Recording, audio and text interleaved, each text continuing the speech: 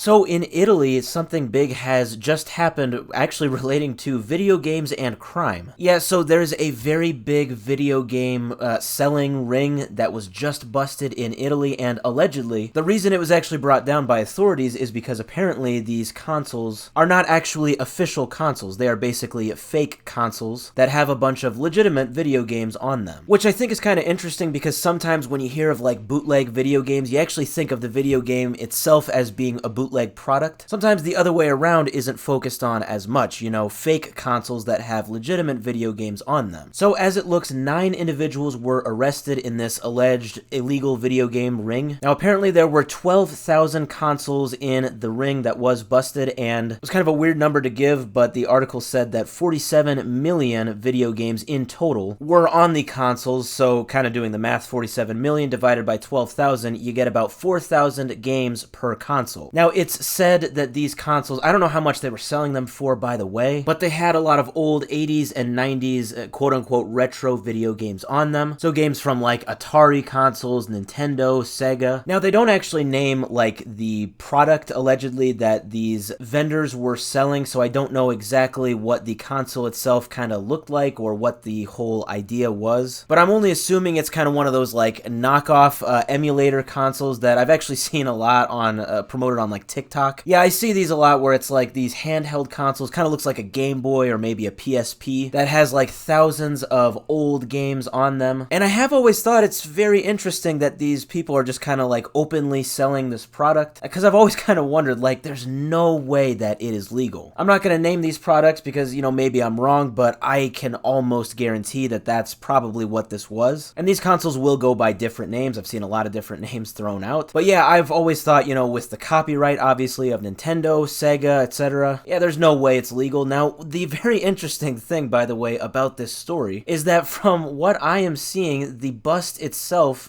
from what I can see, had nothing to do with the copyright of the games, the fact that it's Nintendo and Sega games on there. No, apparently the bust was because the consoles themselves had electrical and battery-like components in them that were not compliant with the European Union standards. I guess I would assume that has something to do with like clean energy or maybe safety concerns with some of these outdated electrical components in these consoles. So I guess that makes sense. I mean, at the end of the day, it's still an illegal video game ring. So I guess it would make sense why it was busted, because it didn't follow those standards. But I do think that's kind of interesting and a little goofy. And maybe it's one of those things where now that they are busted, maybe Nintendo or Sega or whoever will maybe now jump in and try to press some of their own charges or have their own lawsuit against them due to the copyright infringement. We'll have to see what actually happens with that, but yeah, like I said, I see these kinds of like emulator consoles floating around on the internet everywhere. I've always thought it was kind of only a matter of time before one of them was busted. It's just very odd that the reason that it was busted apparently has a lot to do with the components of the console not meeting standards and not because of the actual copyright infringement. I did think it was funny, by the way, that I did read that apparently Italian authorities have destroyed all of these 12,000 consoles after seizing them. It kind of reminded me of like a drug bust.